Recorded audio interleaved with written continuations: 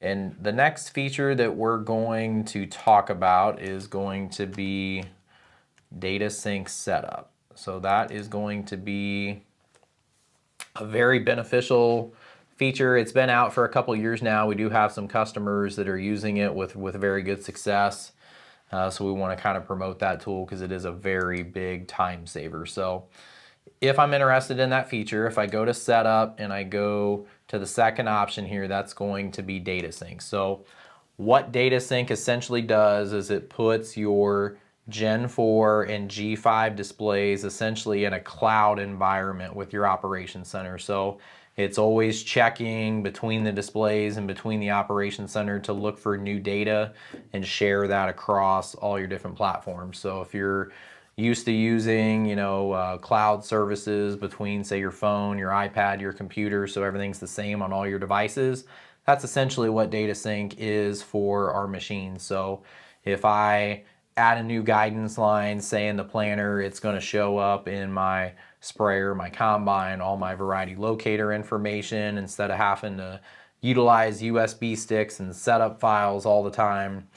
Data Sync's going to essentially do all that for me automatically. It's going to save me a lot of time, a lot of frustration, and a lot of hassle, and it's just going to streamline everything and make sure we got the same set of fields, same set of guidance lines within all our machines. So we'll kind of go through how it works here. There are two features that are not a part of data sync currently.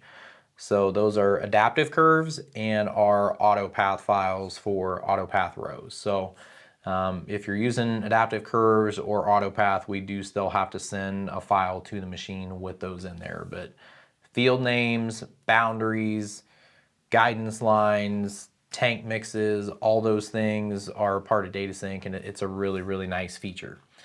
So if I haven't signed up for it before, on the first page here, it's going to kind of give me a little summary of what it is. So when you first turn this on, it's going to look at what's on all your displays, and it's going to look at what's in Operations Center and see what matches. So there's kind of a little example here of different pieces of information. So what exists on the display and what exists in Operations Center here. So if I have, say, a field name that exists on my display, this item number A, if that field does not exist in Operations Center, when you first turn that data sync on, it's going to basically, whatever's in Operations Center is your master copy, so to speak. So if it's on the display, but it's not in Operations Center, it's going to archive it. So this is our little archive symbol here, so that piece of information is going to be archived. And then item B looks like it is on both. And then item C and D are on Operations Center, but they're not on the display. So those are actually going to move over and get automatically transferred to the display. So this is kind of your initial state here in this first diagram. So it's going to compare what's where, and then it'll kind of show you here what's going to happen. So items that were on the display but were never in Operations Center, those items will get moved to Operations Center, but they're going to be archived. They're also going to be removed from the display. So we've had some situations where guys turn data sync on and say they type their tank mixes in on their sprayer in the display, but they never transferred them over to Operations Center. They get transferred to Operations Center and archived, and then they actually get removed from the display as well. So it could cause you a little bit of grief if you don't understand what's going on. So we got to make sure we get those in Operations Center before we turn data sync on.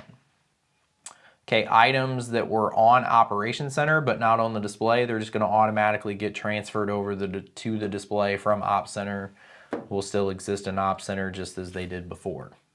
And then if you have a piece of information that existed on both displays but they don't necessarily match each other, there's different versions, it's going to look at the last modified version, and that one is going to get synced to the other location. So if the newest update's on the display, that update will get pushed back to Operations Center and vice versa.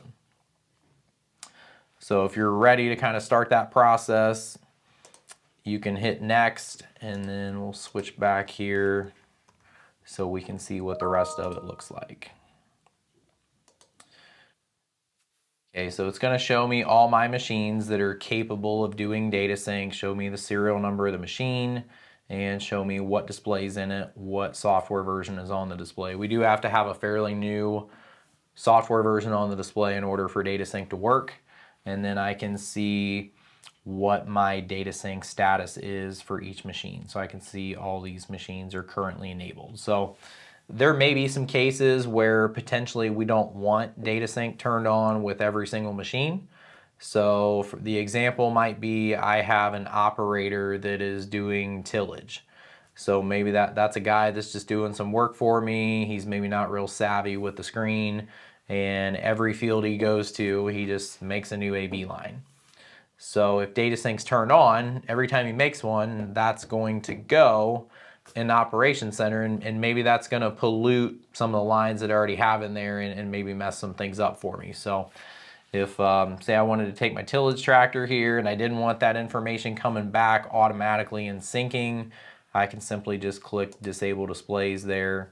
So there may be certain times where maybe we don't want data sync turned on for every single machine. So there may be cases where maybe I have a newer operator maybe running my tillage rig in the fall, and maybe he's not real savvy with the screen, and maybe he doesn't change fields, maybe he doesn't, maybe he just makes a new guidance line every time he pulls into a field. So if I have a really good clean set of AB lines, I may not want him creating new ones and bringing them in Operations Center and putting them on all my other machines. So if there's certain machines that I want to turn off from having data sync, I can simply just check mark those machines and hit the disable, and it'll shut that machine off and it'll just operate as if data sync wasn't turned on. If I want to move data to it, could use USB or whatnot, or maybe I'm not worried about it and just leave everything on that display.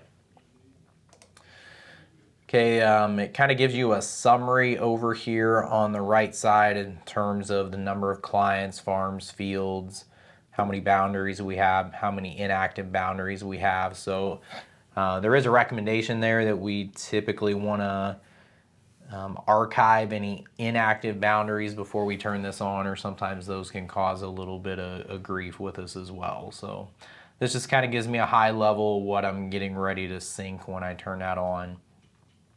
So another thing you may want to take a look at is the import options up here in the top right. So this is basically when new information is created on a display and it flows back into Operations Center. Do you want Operations Center to add it to what's in Operations Center, or do you want it to archive? In most cases, you're probably going to want everything set to available, but you do have the option where if I didn't want anybody to create any new boundaries, I have a good clean set. You could say, hey, any new boundaries that for whatever reason would get created, I want those to go to archive when they come into Operations Center. So just kind of go through your different categories there, and you can determine what you want set up.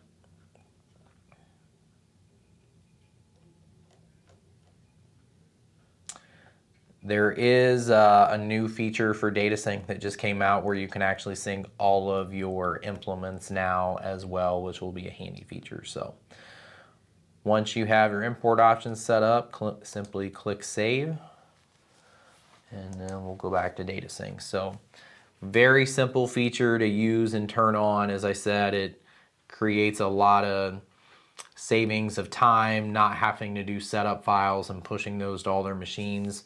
Essentially, you're just going to come in over the winter here as I go into the next season. I'm going to make any field changes, additions, corrections that I need. I can archive maybe some old guidance lines.